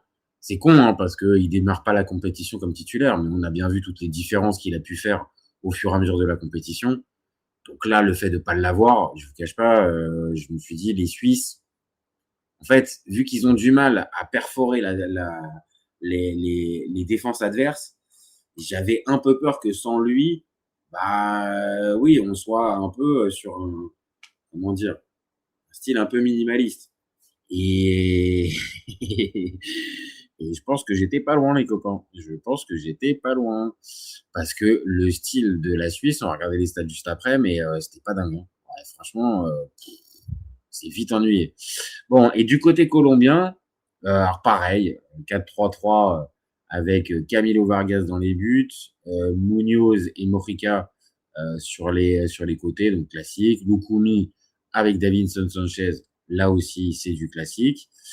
Au milieu, Arias, Lerma et Puerta. Je vais pas faire l'ancien, hein, mais c'est globalement ce qu'on a depuis le début de la compétition. Donc, ok. Et puis, attaque à 3 avec Rames Rodriguez. Alors, je m'y ferai jamais avec Rames Rodriguez côté droit. Côté gauche. Pardon, côté droit. Donc, ok, c'est pour le faire rentrer sur son pied, machin, mais ouais, c'est un 10, c'est rien d'autre. Mais bon. Donc, Rames Rodriguez, Luis Diaz, là, pour le coup, sur son côté droit, comme il a l'habitude, et Luis Suarez en pointe. Donc, sur le papier, on n'a pas eu le temps, hein, malheureusement, avec le timing du Argentine-Égypte. Malheureusement, on n'a pas pu faire la preview. Mais si on avait fait la preview, je vous cache pas que je vous aurais dit que ce match-là, je sentais que ça allait se finir par un match nul. je voyais pas un monde où une des deux équipes arrivait à prendre le dessus sur l'autre. Vraiment, premier degré, je voyais pas. Donc, je suis pas étonné d'avoir, on va dire, ce type de stats, que ça soit première mi-temps ou seconde période. Les gars, franchement, c'est pauvre. C'est pauvre. On s'est fait chier. Hein. On va se dire les termes. Hein. Là, peut-être un tout petit peu être trivial là sur cette affaire. Mais non, mais là, les gars, c'est pas possible. C'est pas possible. Il y a à peine, on est à peine plus de 1 en termes de XG. Donc, alors on a Ruda Zevan qui nous dit c'est exceptionnel, tellement fier de Manati. Bah oui, non, mais ça, alors là, après, on pourra parler de la portée de ça, de cette rencontre. Et t'as raison, hein. Un quart de finale, c'est pas du tout à sous-estimer, qui plus est pour la Suisse, qui, de mémoire, je crois, l'avait pas fait depuis les années 30. Donc non, très clairement, c'est pas rien. Par contre, en termes de jeu, tu comprendras bien, Ruda Zevan, on s'est quand même un peu ennuyé. Si t'es extérieur, tu t'ennuies quand même pas mal pendant la rencontre. Alors, il y a eu des situations. C'est pour ça que je trouve que c'est un peu même dur pour les XG, mais il y a eu des situations. On n'est typiquement pas sur le 0-0, comment dire, faiblard, où on n'a rien, on n'a pas une occasion à se mettre sous la dent et deux équipes qui jouent pas. Non, mais plus le temps a passé, moi c'est ma sensation, plus le temps a passé et plus on a senti qu'il y avait de moins en moins de prise de risque. Et ça s'est senti même direct, hein, je vous le dis, même dans les remplacements et tout ça, on n'a pas vu, on va dire, une tentative de déstabiliser vraiment l'adversaire. C'était surtout de bien rester en place. Voilà. C'est surtout de bien rester en place. Là, je suis en train de montrer les remplaçants. Bon, vous avez compris, Jachari qui sort à la mi-temps, Murat Yakin, il n'était pas dans l'esprit. Ça devait pas l'attirer. Voilà. Donc après, oui, c'est vrai que sa première mi-temps est pas dingue. Mais, Jachari, ça reste quand même un joueur de ballon. Mais bon, après, je sais pas, hein, peut-être que c'était sur blessure qu'il est sorti. J'ai pas cette info-là. Donc, quand on voit Djibril Sow qui rentre à la place à la mi-temps, on se dit qu'ok, c'est pour illustrer ce que je vous dis. C'est au fur et à mesure de la rencontre, on a compris, en tout cas côté suisse, qu'on n'allait pas chercher véritablement le déséquilibre. Après, ça veut pas dire qu'ils restaient bloqués dans leur camp à attendre et à rien faire. Non, c'est pas ça. Mais juste, dans la manière d'appréhender le match, ouais, on a compris très vite que la Suisse, elle pourrait se contenter d'aller loin dans la rencontre et après voir si les Colombiens ils sont en capacité de marquer et peut-être qu'on réagira à ce moment-là. Donc vraiment pas proactif. Et ça, c'est bien sûr quand on est supporter, je comprends. Hein. Encore une fois, je nuance le deux. Là, moi, je suis ni supporter colombien ni suisse. Je suis extérieur, j'ai regardé le match, je me suis tapé 2 heures. Oui, on va dire pas très très loin de cette purgeounette, pas une grosse purge, mais voilà, quand il y a un 0-0, mais c'est parce que les défenses sont véritablement fortes, parce que les gardiens sont extraordinaires, je veux bien, mais là, ce soir, c'est pas trop ça, quoi, c'est pas trop ça. Donc après, l'idée, on a bien compris, hein. Là, ce soir, pour les Suisses, l'idée, c'était de passer, en fait. Donc, peu importe le match. Maintenant, je dis juste que c'était risqué. Parce que si ça passe pas au tir au but, tu te retrouves avec ce match-là où en 2 heures de temps, tu as 0,35 de XG alors que tu as 53% du temps la possession du ballon. Ça veut dire quand même qu'il y a des regrets à avoir. Hein. Si la Suisse n'était pas passée, je parle, hein, à avoir joué comme ça. Je vous dis pas que de l'autre côté, la Colombie, c'était Brésil 70. C'est pas le cas. Mais il y avait quand même plus de volonté d'aller chercher le but, d'aller chercher le déséquilibre. Et même pendant la prolongation, parce que c'est limite un peu là où on a pensé qu'il allait avoir quelque chose qui allait se passer, et qui allait se décanter, bah, c'est plus les Colombiens qui ont les occasions. Et Campaz, qui va rentrer en cours de match, voilà, franchement, je pense qu'il va mal dormir, le garçon. Ah, il a loupé un truc, les frérots, mais pas possible. Jefferson Campaz, je crois que c'est ça. Jamilton Campaz qui a remplacé Arias à la 66e. Et même, je vais vous dire, même du côté colombien, on a senti dans les remplacements, c'est un peu la même chose, pas de prise de risque. Donc, par exemple, il fait sortir Quintero, il fait rentrer Quintero, mais il sort James. Il fait sortir Arias pour Campas. Lerma, il peut le laisser avec Rios. Bah non, il le remplace. Et pareil pour Cucho Hernandez qui rentre à la place de Luis Suarez, il n'est pas deux attaquants. Donc, il n'y a pas de prise de risque. Il n'y a pas de prise de risque. C'est ça le problème, moi, qui me dérange un peu dans ce match, dans le global. C'est qu'en fait, il y a eu très peu de prise de risque et au fur et à mesure de la rencontre, comme je le dis, les deux équipes et les deux coachs, ça se sentait, ils voulaient surtout pas perdre, ils voulaient surtout pas se mettre en situation de déséquilibre. Et à l'arrivée, bah, ça te donne quoi? Ça te donne un match, ah ouais, un peu poussif, parce que personne n'a envie de perdre. Et on a compris à partir de la 80e qu'en fait, on va attendre les tirs au but. Hein. En tout cas, côté suisse, c'était un peu plus assumé. Pareil, je dis pas non plus qu'ils ont posé le bus, mais pour moi, c'était plus assumé. Là où j'ai quand même senti un tout petit peu plus de volonté d'aller marquer chez les Colombiens, encore plus, je le dis, dans la deuxième mi-temps, dans les prolongations. Odazevan qui nous dit, il nous manquait notre crack Manzambi pour mettre de la folie pour qu'un spectateur extérieur s'amuse. Non, mais te vexe pas, mon copain. Te vexe pas. C'est pas moi l'important ce soir. Hein. T'as raison, ce soir, c'est toi et tes copains, les supporters suisses. Hein. Donc là, moi, je viens à l'extérieur. Je viens de l'extérieur pour commenter un match comme on fait depuis le début de la compétition. Maintenant, je l'ai dit, j'ai bien entendu ton message, faut nuancer entre le supporter et le gars extérieur. Le supporter, ce soir, va se contenter de ça et va se dire, en plus, il nous manquait notre meilleur joueur. Donc, en tout cas, notre meilleur joueur depuis le début de la compétition. Donc, franchement, c'est positif. Je peux t'entendre. Là, je suis pas en train de te dire, ah non, franchement, c'est... Mais par contre, si t'es extérieur, j'en sais rien. Si t'es d'une autre nationalité ou une autre sensibilité, là, tu regardes le match, je suis désolé, mais ce soir, tu vas pas mettre la moyenne à ce match-là. Honnêtement. Parce qu'on s'est ennuyé. Véritablement. Ok, il y avait le suspense qui tenait un petit peu en haleine, mais on peut pas dire que le niveau de jeu était très élevé. Là, par contre, je pense qu'on va être d'accord. Maintenant, j'ai entendu, c'était pas le plus important ce soir pour les supporters suisses, pour les Suisses en général, pour le football suisse en général, ok. Maintenant, n'oublions pas, tu as des joueurs de ballon quand même. Il y a des joueurs qui peuvent faire quelque chose. Alors, j'ai entendu que Vargas, qui rentre à la fin et qui est le héros, voilà, il était plus ou moins blessé. Donc, ok, moi, je veux bien entendre tout ça. Moi, dans la liste d'excuses, ça peut atténuer. Maintenant, juste, tu pourras pas me dire, après avoir regardé le match tranquillement, posément, et en mettant 2 secondes de côté ta sensibilité suisse, que ce soir, on s'est régalé. Parce que ce soir, c'est pas le cas, on s'est pas régalé. Mais, je termine là-dessus, l'essentiel était ailleurs pour les Suisses. Pas de problème. Si tu me dis ça, je te sers la main, mon copain. Mais voilà, sur les stats, excuse-moi, hein, j'invente rien. Hein. On parle d'un match de 120 minutes avec ces stats-là. Donc, on souffle, quoi.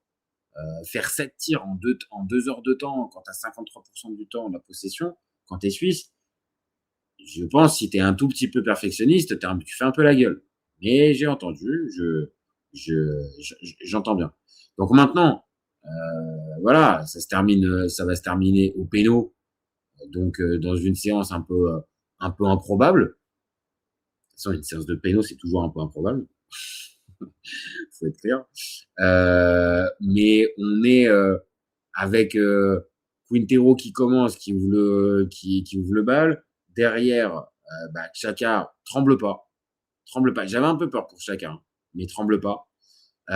Amdouni, non, avant Amdouni, c'est Davinson Sanchez.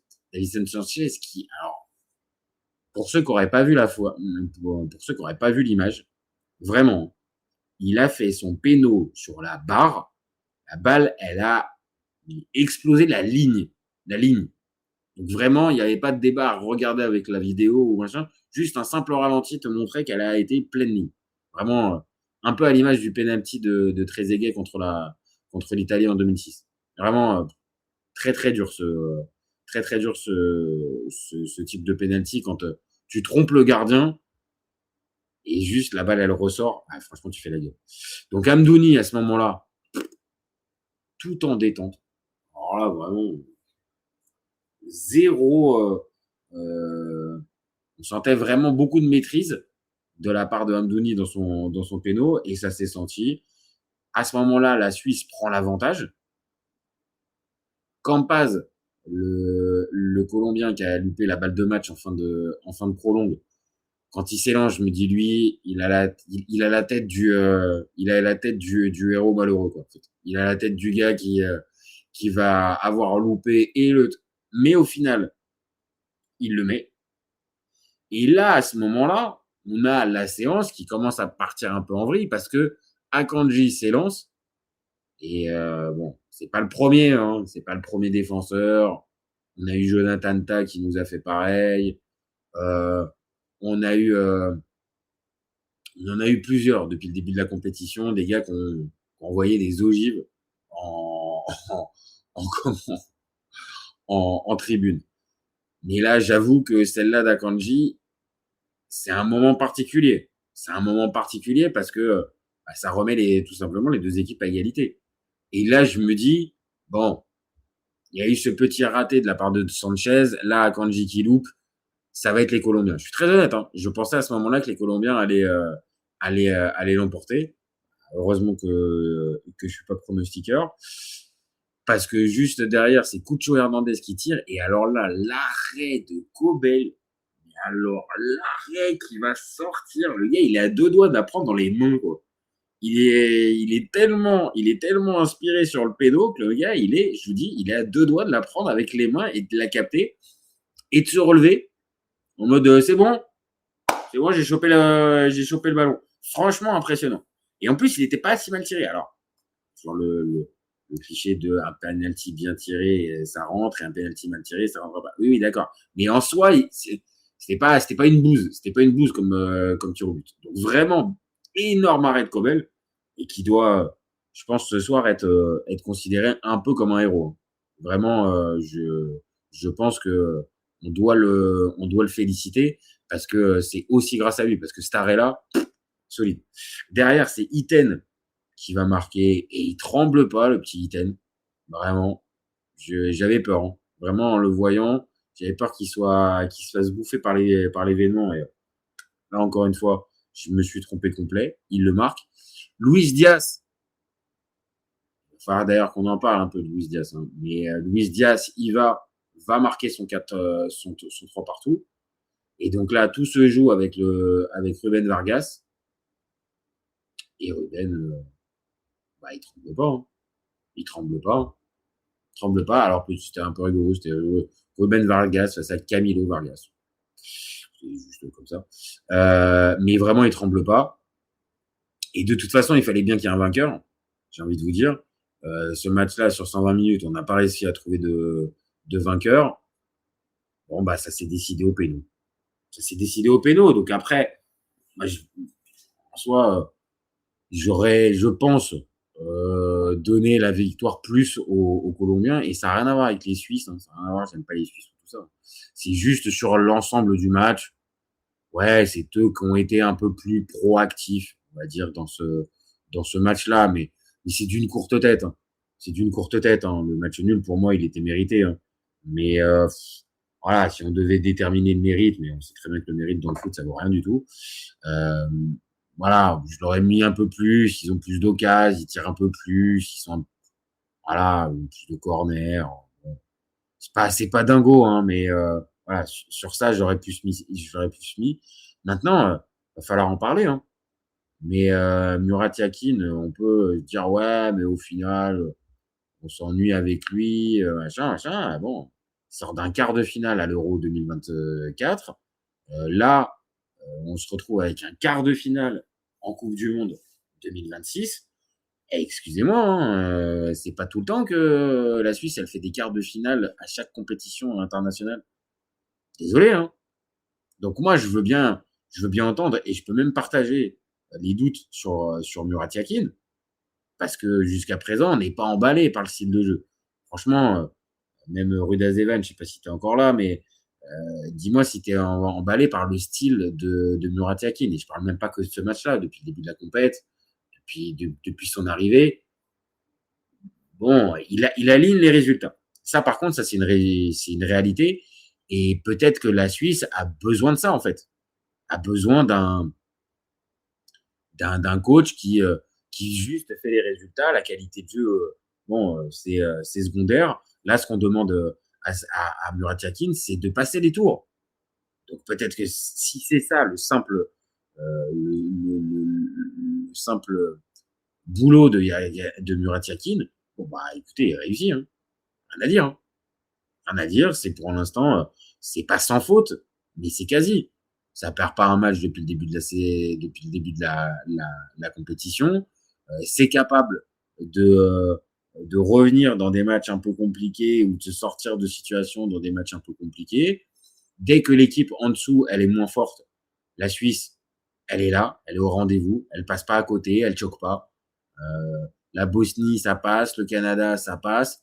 Ok, il y a eu ce match contre le Qatar au tout départ, mais c'était le tout premier et depuis, ils ont corrigé. Face à l'Algérie, sur le papier, c'était supérieur. Ils ont pas eu de mal. Voilà, peut-être que le style est pas dingue. Voilà, pour répondre à la question, on en pense quoi de Murat Yakin? Pour moi, le style est pas dingue. Il pourrait faire mieux parce qu'il a quand même des sacrés joueurs dans son effectif. Mais ça fonctionne. Donc, comme tout un tas de coachs résultatistes, qu'est-ce que vous voulez lui dire là pour l'instant? On pourra peut-être lui parler si, j'en sais rien, contre l'Argentine en quart de finale, il continue à être aussi prudent et aussi peu offensif, surtout face à une Argentine qui a montré quand même beaucoup de limites quand tu lui rentres dedans. Donc on aura le temps, hein, de faire cette preview, d'en parler, d'envisager ce match, bien sûr. Maintenant, voilà, on peut juste dire, là, c'est plus qu'à mi-parcours. On est en quart de finale. Franchement, Murat Yakin, on s'ennuie un peu quand même avec ses équipes. Mais vu que ça passe, moi, je m'incline, hein. Mais ne dites pas qu'avec ce type de match, avec ce type d'équipe-là, tu peux avoir que 0,35 de XG en 120 minutes, hein, quand même. Vraiment, hein, je vous jure, hein. Donc, il n'est pas que responsable, c'est pas que lui, il y a les joueurs aussi. On va poser la question de savoir ce que ça vaut, cette sélection. Mais bon, les copains, on peut mieux jouer quand même avec cette équipe. Et puis il y a des joueurs sur le banc en fait. Donc oui, il passe. Donc comme tout un tas de coachs, comme j'ai dit, résultatistes, bah, tant que les résultats ils suivent, qu'est-ce que vous voulez lui dire? On peut rien lui dire au garçon. Par contre, on va l'attendre quand même, mine de rien, face à l'Argentine, parce que je vous le dis, l'Argentine, je sais pas si vous avez regardé le match cet après-midi ou même depuis le début de la compétition, ils sont pas convaincants, hein. Donc si la Suisse elle leur rentre dedans pendant le quart de finale, il y a peut-être moyen d'écrire un truc de fou. Mais pour ça, je pense que Murat Yakin, il faut pas qu'il vienne avec la panoplie de défensifs. Parce que si tu finis par être trop défensif avec l'Argentine, oui, au bout d'un moment, tu vas finir par le prendre. Mais il y a des coups à aller chercher, hein, avec cette équipe argentine. Donc, on aura le temps, je l'ai dit, d'en reparler. Mais attention à pas avoir un coaching trop frileux parce que c'est l'Argentine en face et que on a déjà fait le fameux quart de finale qui était le seuil qu'on n'arrive jamais à passer, on n'y arrive jamais, le plafond de verre et tout ça. Bon, bah voilà, maintenant, allez-y le mort entre les dents parce que vraiment, cette équipe d'Argentine, elle n'est pas dingue. Et maintenant, on peut poser aussi maintenant la question, ça vaut quoi cette Suisse 2026? Parce qu'on les cite rarement, hein. Alors peut-être qu'au pays, c'est le cas, je dis pas, mais on les cite jamais, hein, comme véritable outsider, comme équipe qui peut aller loin, qui peut aller gratter quelque chose. On les cite pas, hein. Mais attention, hein. Comme j'ai dit jusqu'à présent, dès que tu as une équipe importante, intéressante, ils répondent présent. Tu as une équipe plus faible, il y a quasiment aucun suspense, ils sont au-dessus. Attention, hein. Attention à ne pas penser que cette Suisse-là, elle va arriver tête baissée contre l'Argentine. En tout cas, c'est pas ce que je lui conseille. Mais si on essaie d'évaluer un tout petit peu comme ça, on le fera plus en détail dans les prochains jours. Mais si on essaie d'étudier là comme ça ce qu'elle vaut cette Suisse, écoutez, il y a un gardien qui tient la route. Kobel, franchement, Je sais pas si c'est top 10, mais ouais, pour moi, en tout cas, c'est très proche du top 10 des gardiens mondiaux en 2026. Donc, si c'est pas dedans, c'est juste à côté. La défense, alors oui, bien sûr que Rodriguez et Zakaria, entre un qui a pris de l'âge et Zakaria qui est pas un spécialiste du poste, je vais pas vous dire c'est génial. Mais ça semble tenir la route. Là, ce soir, face au peu de velléité offensive colombienne, il y en a eu quand même, ça a tenu la route. Et la défense centrale Elvedi à Kanji, je vais pas vous dire pareil que je suis emballé et que je suis fan. Et ça tient la route. Ça tient la route. Là où j'ai moins de garantie, c'est pour ce fameux milieu de terrain. Et là, ce soir, pour moi, la formule alignée avec Jachari, pour moi, me séduisait. Mais bon, si tu fous Jachari avec et Xhaka et Freuler, je suis pas sûr. Je suis pas sûr, les copains. Je suis pas sûr du tout du résultat. Hein. Donc, bon, ce qu'elle vaut, cette équipe, c'est une équipe, si tu la sous-estimes, clairement, tu vas te prendre la porte dans la face. Faut être très, très clair. Cette équipe-là, je te dis, si tu ne joues pas le match à fond et tu te dis, les Suisses, ça va finir par passer, honnêtement, tu te le prends dans la face. Donc, c'est pour ça que la Suisse a un truc à faire contre l'Argentine. Pour moi, il y a vraiment quelque chose à faire. Ils seront pas favoris sur le papier. Aucun problème. Aucun problème, on le sait. Ça sera l'Argentine de Messi et tout ça. Bien sûr, ils seront favoris. Mais par contre, sur ce qu'on a pu voir des deux équipes, la différence notable, elle se voit pas. Hein. Alors le papier, oui, le papier, mais bon, le papier ce soir pour nos amis argentins, ça aurait dû passer sans aucun problème. Et si vous avez vu la rencontre, vous avez bien vu que c'est passé, mais avec beaucoup, beaucoup de problèmes. Donc non, cette Suisse-là, c'est un peu difficile d'arriver à évaluer son niveau parce qu'elle n'a pas joué d'équipe plus forte sur le papier qu'elle. Et même là, ce soir, dans ce fameux Suisse-Colombie, c'était du 50-50, les gars. Au coup d'envoi, c'était pas autre chose. C'était pas autre chose que du 50-50. Donc, cette équipe de Suisse, elle a jamais été, pour l'instant, en tout cas, face à un adversaire plus fort sur le papier. Parce que Canada, Bosnie, Qatar, Algérie et Colombie, c'est pas plus fort sur le papier que la Suisse. C'est la réalité. La Suisse, peut-être il y a quelques années, on aurait pu se dire ouais, peut-être que c'est un peu moins fort que la Colombie. En 2014, par exemple, oui, je vous aurais dit ça. Par contre, en 2026, non, c'est plus le cas. C'est plus le cas parce que même s'ils n'arrivaient pas à passer ce fameux plafond de verre des quarts de finale en Coupe du Monde, ils restaient réguliers et ça passait généralement pas très loin. Avec soit des pénaux, soit des éliminations en fin de match, dans le temps additionnel, dans les prolongues. D'ailleurs, le fameux Argentine-Suisse, si je ne me trompe pas, c'est dans les prolongues que ça se termine avec le but de Di Maria.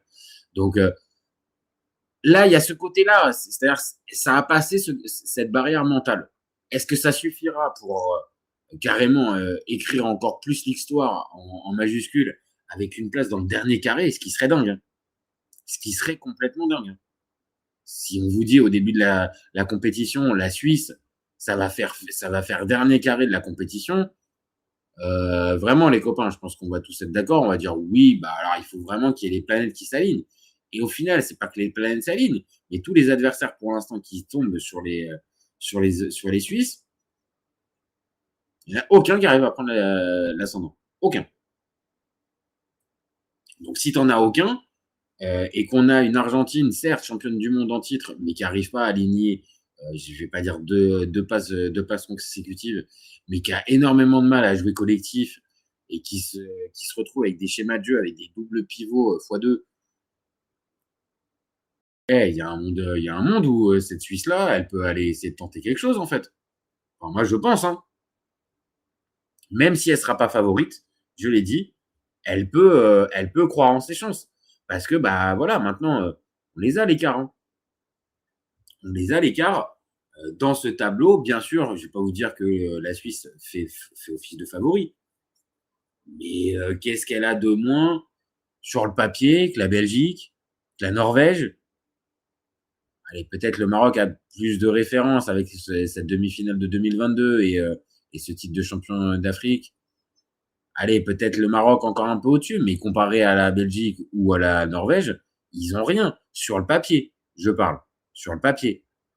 Après, face à d'autres équipes comme l'Angleterre, qui depuis le début de la compétition est loin d'être impressionnante, ou face à l'Argentine, qui sera le prochain adversaire, et lui non plus pas impressionnant, excusez-moi de penser que les Suisses, ils peuvent rêver d'un dernier carré, hein. Donc, en plus, après, c'est Norvège-Angleterre. Eh, il y a un monde où, si ça tourne bien pour les Suisses, ils peuvent même aller jusqu'en finale, hein. Et je parle pas on va dire, de contexte hyper favorable avec des blessures, des cartons rouges, des faits de jeu, absolument. C'est-à-dire que face à cette équipe argentine, je vous le dis, il n'y a pas de marge pour moi de la part de l'Argentine sur cette rencontre. Et face à la Norvège et l'Angleterre, on est pour moi sur du 50-50. Alors peut-être pas avec l'Angleterre qui les a sortis avant, ouais, peut-être. Mais il n'y a pas un monde, il n'y a pas vraiment beaucoup d'écart. Donc ce soir, si je suis suisse, bah, bien sûr que je suis tout content. Mais au-delà d'être tout content, c'est que je me dis qu'il y a peut-être un monde où on peut arriver à faire un parcours de dingue. Et donc forcément, pour la grande question, ça vaut quoi la Suisse? Bah, ça vaut un quart de finale. Ça vaut déjà ça. On peut déjà terminer par répondre à cette question-là par cette phrase. Ça vaut quart de finale de Coupe du Monde. Donc déjà, ça pose un petit peu les bases. On n'est plus sur un outsider comme je l'ai dit, avec plein de circonstances atténuantes qui sont pour vous et tout ça. Là, on parle d'une équipe, voilà, qui n'a pas été volée sa qualification. Ce soir, elle ne fait pas énorme, mais elle ne vole rien, hein. Ce soir, ça ne vole rien, hein, côté suisse, hein.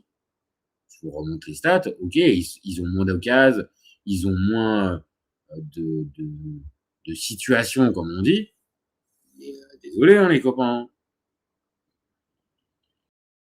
Ils font le match, en fait. Et ça se joue à rien et c'est pas de leur faute, entre guillemets, si leur adversaire est particulièrement maladroit. Parce que c'est ça aussi, hein. Il va falloir juste en parler 2 minutes quand même de cette Colombie, mais c'est pas possible ce qu'ils ont manqué pendant le match. Ils ont vendangé.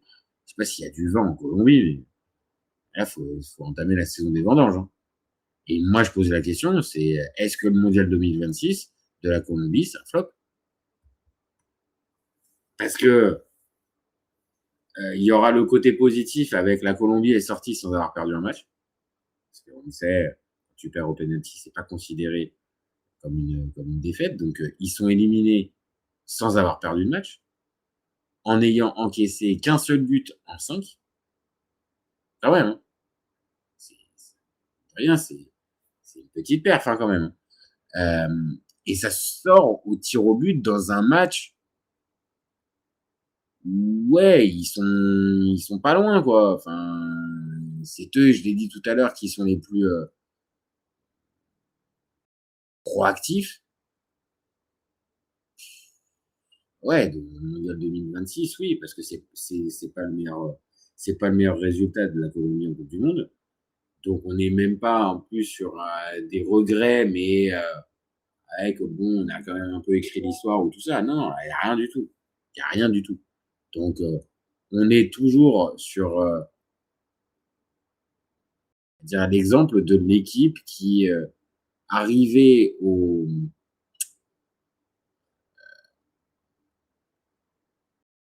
comment dire, un petit problème. Voilà. Hop. Non, pour la Colombie, se retrouver dans cette configuration alors que tu as fait un très bon premier tour Parce que le premier tour est bon, hein. Donc, c'est ça qui est un peu décevant. Après, j'ai entendu ça, et ça, c'est peut-être pas du tout même à minimiser. C'est, je crois, l'équipe qui a fait le plus de déplacements en avion de toute la compétition. Donc, à l'heure où la fraîcheur physique, ça compte, on est en milieu, voire fin de tournoi, on commence à arriver vers la fin de tournoi, c'est pas rien, en fait, ce type de détail. Donc, je veux pas dire que c'est la raison pour laquelle les Colombiens sont sortis. Hein. Non, c'est pas du tout ça. Mais ça peut jouer aussi dans l'expression de ce qu'ils nous ont montré ce soir, en fait. Et si on s'est un peu ennuyé aussi à cause de leur jeu, c'est peut-être parce qu'ils en avaient moins sous la semaine, en fait. Et que forcément, une équipe qu'on a moins sous la semaine, les copains, vous savez comment. Hein. Je vais pas vous expliquer. Elle va avoir du mal à faire du pressing, de mettre de l'intensité, de se créer des occasions. Donc, c'est peut-être là qu'est le problème pour cette Colombie, c'est de ne pas avoir su tenir le choc là où la Suisse, sans être extraordinaire, hein, mais sur le plan physique, moi, j'ai pas senti une demi-seconde que les Suisses, ils étaient en totale souffrance ou proche de la rupture. Par contre, oui, ils étaient marqués comme tous les joueurs, mais de toute façon, c'est le cas à chaque fois dans une compétition avec ces chaleurs-là. Hein. Vous allez avoir toujours les joueurs qui vont être marqués, qui vont être touchés, et ça va être difficile. Mais si en plus on ajoute, je vous dis, le paramètre déplacement en avion qui sont XXL et qui sont très souvent, pendant une compétition comme la Coupe du Monde, tu as besoin aussi de privilégier les sessions de repos. Ça peut être là l'explication. Maintenant, ce ne sera pas l'explication de la défaite. Par contre, j'avoue, je vais pas aller sur ce terrain-là. Mais pour répondre à la fameuse question dont on pose, de savoir est-ce que la Coupe du Monde 2026 de la Colombie, c'est un flop? Je suis obligé, hein, les copains, je suis obligé, mais je me positionne sur oui. C'est oui, c'est un flop. C'est un flop parce que cette équipe de Suisse, tout en étant solide, et on l'a dit depuis tout à l'heure avec des arguments, et là, moi, cette Colombie, elle devait gagner. Elle devait produire un autre match. Quand je dis elle devait gagner, c'est pas genre on lui a volé la victoire ou tout ça, non. Elle devait avoir une autre approche du match, voire même, on va dire, des momentum de match. Donc, oui, c'est un flop. Et il y avait un quart de finale qui tendait les bras. En plus, contre l'Argentine, franchement, il y aurait plein d'histoires à se raconter et plein de motifs d'espoir aussi pour les Colombiens. Là, t'es rattrapé par les pénaux. C'est pas la première équipe qui se fera sortir au pénaux. Mais c'est vrai que ça reste un peu amer. Il doit y avoir un goût un peu amer. Parce que il y avait un truc à faire, en fait. Ce soir, il y avait un vrai coup plus ou moins historique à faire. Le coup historique, c'est la Suisse qui l'a fait. C'est pas la Colombie. Donc voilà, les copains. Hein. Le mondial le mondial 2026 de la Colombie, c'est un flop. Mais par contre, on est en réussite totale côté suisse. Qu'est-ce que vous voulez que je vous dise? Voilà.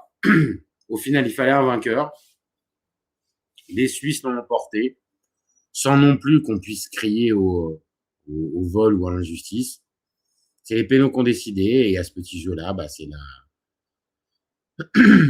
la Suisse.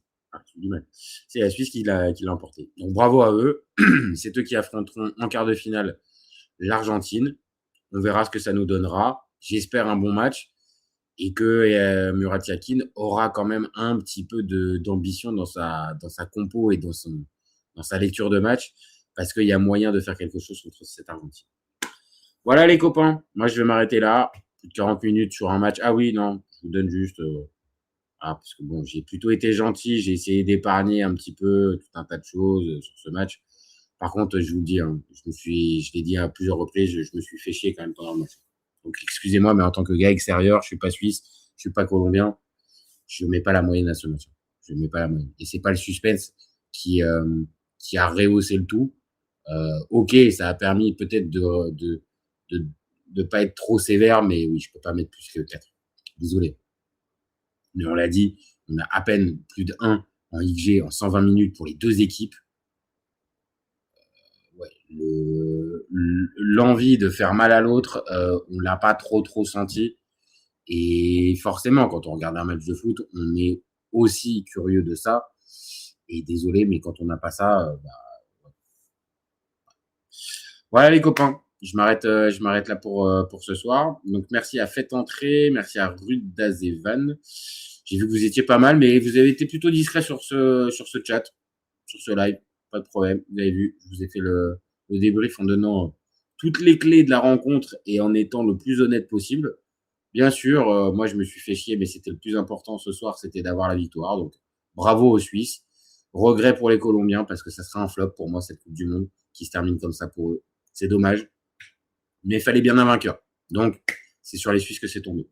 Donc merci à tous d'avoir suivi. Le live va être dispo en replay dans quelques minutes sur la chaîne.